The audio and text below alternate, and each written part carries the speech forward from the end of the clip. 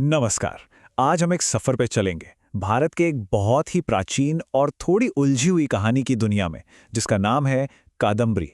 ये कहानी है प्यार की, श्राप की और पुनर्जन्म की, जो एक नहीं बल्कि कई जन्मों तक चलती है। तो चलिए इस अनोखी दास्तान को समझना शुरू करते हैं। सोचिए जरा, कहानी की शुरुआत ही एक अजीब से सवाल से होती है। क्या ऐसा हो सकता है कि एक पक्षी, एक तोता, इंसानी जज्बातों को, प्यार और जुदाई की एक इतनी बड़ी कहानी सुना सके? बस यही एक सवाल है जो इस पूरी कहानी की नींव है। तो हमारी कहानी शुरू होती है एक बहुत ही आलीशान दरबार से, जहां एक राजा के सामने एक ऐसा मेहमान आता है जो कहानी का रुख ही हमेशा के लिए बदल कर रख देगा। हम पहुंच गए हैं प्राचीन विदिशा नगरी में। यहां राज करते हैं बहुत ही शक्तिशाली राजा शूद्रक। उनका दरबार बड़े बड़े ज्ञानियों और सूरमाओं से भरा रहता है। पर आज आज कुछ ऐसा होने वाला था जो किसी ने सोचा भी नहीं था। और तभी राजा के दरबार में समाज के सबसे निचले तबके से आने वाली एक चांडाल कन्या आती है। उसके हाथ में एक पिंजरा है और उसमें है एक बिल्कुल साधारण सा दिखने वाला तोता। लेकिन जैसे ही वो तोता बोलना शुरू करता है, पूरा का पूरा दरबार सन्न रह जाता है। उसकी आवाज में ऋषियों जैसा ज्ञान था। वो हर शास्त्र, हर विज्ञान पर बात कर सकता था। राजा शूद्रक तो फौरन समझ गए कि भाई ये कोई मामूली परिंदा तो नहीं है। अब राजा की उत्सुकता तो बढ़ चुकी थी। उनके पूछने पर उस तोते ने अपनी कहानी सुनानी शुरू की और बस यहीं से हम सब एक बिल्कुल दूसरी दुनिया में पहुंच जाते हैं। एक ऐसी दुनिया जहां प्यार और दर्द साथ साथ चलते हैं। तोते की कहानी हमें ले चलती है उज्जैनी। यहां हमारी मुलाकात होती है राजा तारापीड़ के बहुत ही गुणी बेटे राजकुमार चंद्रापीड़ से। और उनके साथ हैं उनका जिगरी दोस्त और मंत्री का बेटा वैशंपायन। ये दोनों ही इस कहानी के दिल में हैं। इस पूरी दास्तां की धुरी हैं दो प्रेम कहानियां। एक तरफ हैं जमीन के राजकुमार चंद्रापीड़ और एक दिव्य कन्या कादम्बरी, और दूसरी तरफ हैं एक जवान ऋषि पुंडरीक और गंधर्व राजकुमारी महाश्वेता। और कमाल की बात यह है कि इन दोनों जोड़ों की किस्मत एक दूसरे से कुछ इस तरह जुड़ी है कि एक की खुशी और दूसरे का गम मानो एक ही धागे से बंधे हों। लेकिन इस कहानी में त्रासदी बहुत जल्दी दस्तक देती है। यह हमें दिखाती है कि प्यार का जुनून जितना सुंदर होता है, उतना ही खतरनाक भी। पुंडरीक महाश्वेता के प्यार में ऐसा दीवाना हो जाता है कि उसका शरीर उस प्यार की आग को झेल नहीं पाता। और जब तक महाश्वेता उससे मिलने पहुंचती है, तब तक पुंडरीक की जान जा चुकी होती है। तभी एक आकाशवाणी होती है कि उनका मिलन जरूर होगा।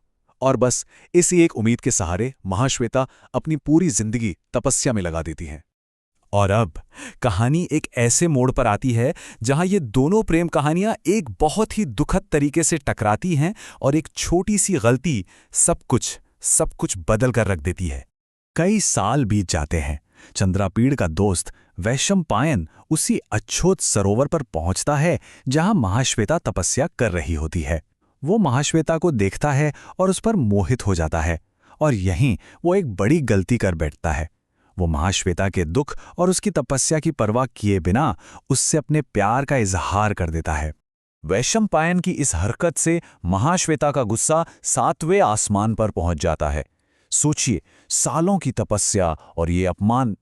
बस गुस्से में आकर वो वैशंपायन को श्राप दे देती है कि वो एक तोता बन जाएगा। गुस्से में निकला एक शब्द एक ऐसा श्राप बन गया जिसकी गूंज जन्मों तक सुनाई देने वाली थी। और जब ये खबर राजकुमार चंद्रापीड़ तक पहुंचती है, अपने सबसे प्यारे दोस्त की ऐसी हालत का सुनकर वो ये सदमा बर्दाश्त नहीं कर पाते। उनका दिल टूट जाता है और वो वहीं गिर पड़ते हैं और उनकी भी मृत्यु हो जाती है। एक श्राप और दो जिंदगियां खत्म। बस एक पल में दो जिगरी दोस्तों की जिंदगी तबाह हो गई। एक बन गया तोता और दूसरा दोस्त के गम में ही मर गया। ये कहानी का शायद सबसे दर्दनाक मोड़ था। लेकिन कहानी यहां खत्म नहीं होती। अरे, असली रहस्य तो अब खुलने वाला था। जैसे जैसे तोते की कहानी खत्म होने को आती है, ये पुनर्जन्म की उलझी हुई पहेली धीरे धीरे सुलझने लगती है। तो ठीक है, तोते ने अपनी कहानी राजा शूद्रक को सुना दी। पर इस कहानी का राजा शूद्रक के दरबार से क्या लेना देना? आखिर ये तोता है कौन?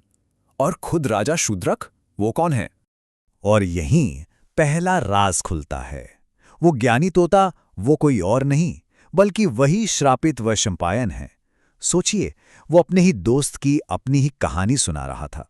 लेकिन सबसे बड़ा खुलासा तो अभी बाकी था। राजा शूद्रक, जो इतनी देर से ये सब सुन रहे थे, वो असल में खुद राजकुमार चंद्रापीड़ का ही दूसरा जन्म थे। उन्हें अपनी ही पिछली जिंदगी की कहानी सुनाई जा रही थी।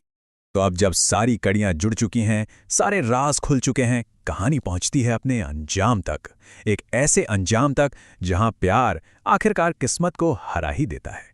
होता यह है कि जैसे ही राजा शूद्रक अपनी कहानी सुनते हैं, उनके इस जन्म का मकसद पूरा हो जाता है और उनकी मृत्यु हो जाती है। फिर उनकी आत्मा आज़ाद होकर सीधे चंद्रापीड़ के उस शरीर में चली जाती है जिसे कादंबरी ने अपने प्यार से इतने सालों तक सुरक्षित रखा था, और चंद्रापीड़ जिंदा हो जाता है। ठीक उसी पर वैशंपायन का श्राप भी टूट जाता है और उधर स्वर्ग से पुंडरीक भी अपनी महाश्वेता से मिलने वापस आ जाता है। और इस तरह कहानी का अंत वैसा ही होता है जैसा होना चाहिए था। एक सुखद अंत। चंद्रापीड़ और कादंबरी एक हो जाते हैं और सालों की तपस्या के बाद महाश्वेता को भी उनका प्यार पुंडरीक वापस मिल जाता है। आखिर में दोनों प्रेम कहानियों की जीत होती है। कादंबरी की ये कहानी हमें एक बहुत गहरे सवाल के साथ छोड़ जाती है। अगर प्यार में इतनी ताकत है कि वो किस्मत, श्राप, यहाँ तक कि मौत को भी मात दे सकता है, तो फिर जिंदगी के छोटे मोटे बंधनों और परेशानियों की क्या बिसात है? सोचने वाली बात है ना?